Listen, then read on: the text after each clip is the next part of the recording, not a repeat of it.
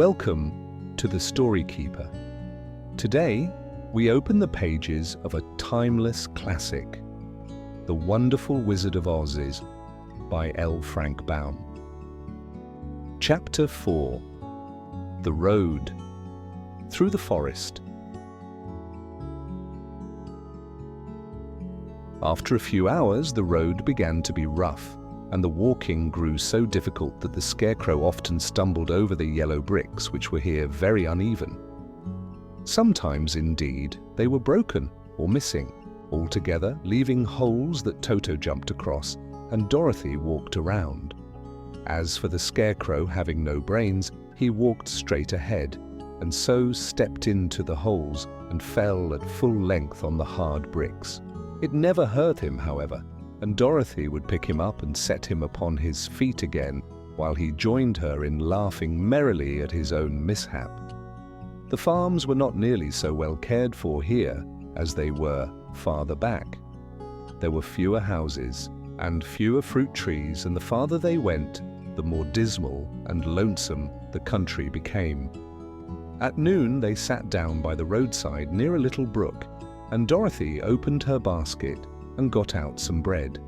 She offered a piece to the Scarecrow, but he refused. "I am never hungry," he said, "and it is a lucky thing I am not, for my mouth is only painted, and if I should cut a hole in it so I could eat, the straw I am stuffed with would come out, and that would spoil the shape of my head." Dorothy saw at once that this was true, so she only nodded and went on eating her bread. "Tell me something about yourself and the country you came from," said the Scarecrow when she had finished her dinner. So she told him all about Kansas and how grey everything was there, and how the cyclone had carried her to this queer land of Oz. The Scarecrow listened carefully and said, "I cannot understand why you should wish to leave this beautiful country and go back to the dry, grey place you call Kansas. That is because you have no brains," answered the girl. "No matter how dreary and grey our homes are, we people are flesh, and blood would rather live there than in any other country, be it ever so beautiful. There is no place like home," the Scarecrow sighed. "Of course I cannot understand it," he said. "If your heads were stuffed with straw like mine, you would probably all live in the beautiful places, and then Kansas would have no people at all. It is fortunate for Kansas that you have brains." "Won't you tell me a story while we are resting?" asked the child. The Scarecrow looked at her reproachfully and answered, "My life has been so short that I really know nothing whatever. I was only made day before yesterday. What happened in the world before that time is all unknown to me. Luckily, when the farmer made my head, one of the first things he did was to paint my ears so that I heard what was going on. There was another munchkin with him, and the first thing I heard was the farmer saying, 'How do you like those ears?' They aren't straight," answered the other. "Never mind," said the farmer. "Their ears just the same," which was true enough. "Now I'll make the eyes," said the farmer. So he painted my right eye, and as soon as it was finished, I found myself looking at him and at everything around me with a great deal of curiosity, for this was my first glimpse of the world. "That's a rather pretty eye," remarked the munchkin, who was watching the farmer. "Blue paint is just the color for eyes." "I think I'll make the other a little bigger," said the farmer. And when the second eye was done, I could see much better than before. Then he made my nose and my mouth, but I did not speak, because at that time I didn't know what a mouth was for. I had the fun of watching them make my body and my arms and legs. And when they fastened on my head, at last I felt very proud, for I thought I was just as good a man as anyone. "This fellow will scare the crows fast enough," said the farmer. "He looks just like a man." "Why, he is a man," said the other, and I quite agreed with him. The farmer carried me under his arm to the cornfield and set me upon a tall stick, where you found me. He and his friend soon after walked away and left me alone. I did not like to be deserted this way. so I tried to walk after them. But my feet would not touch the ground, and I was forced to stay on that pole. It was a lonely life to lead, for I had nothing to think of, having been made such a little while before. Many crows and other birds flew into the cornfield, but as soon they saw me, they flew away again, thinking I was a munchkin, and this pleased me and made me feel that I was quite an important person. By and by, an old crow flew near me, and after looking at me carefully, he perched upon my shoulder and said, "I wonder if that farmer thought to fool me in this clumsy manner. Any crow of sense could see that you are only stuffed with straw."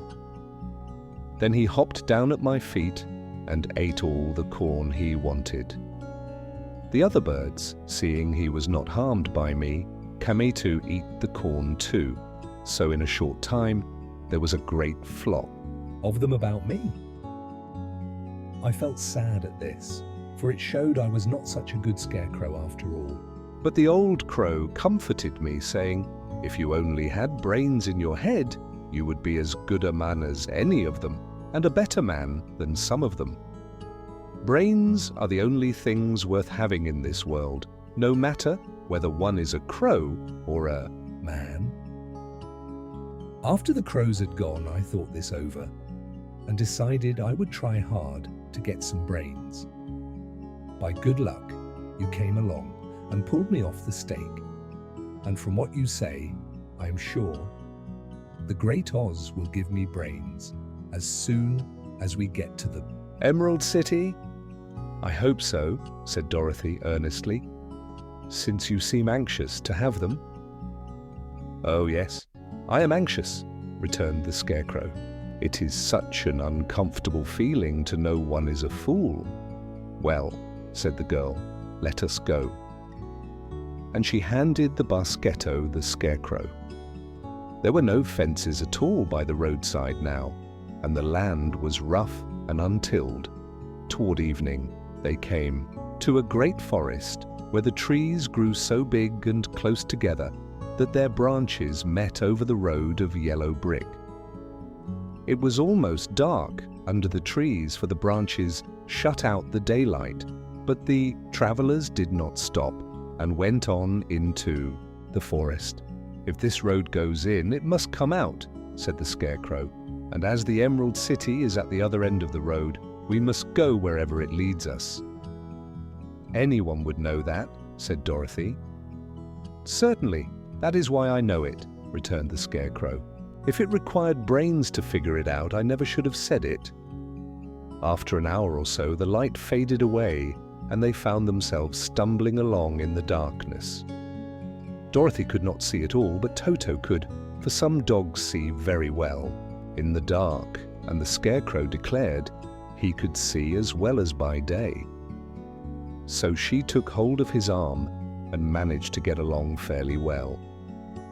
"If you see any house or any place where we can pass the night," she said, "you must tell me, for it is very uncomfortable walking in the dark." Soon after the Scarecrow stopped.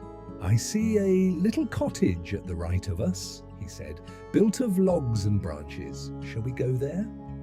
"Yes, indeed," answered the child. "I am all tired out." So the Scarecrow led her through the trees until they reached the cottage, and Dorothy entered and found a bed of dried leaves in one corner.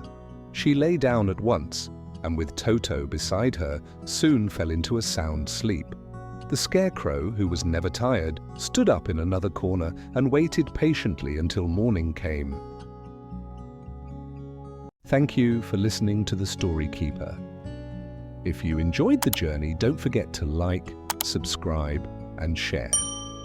More stories await until next time.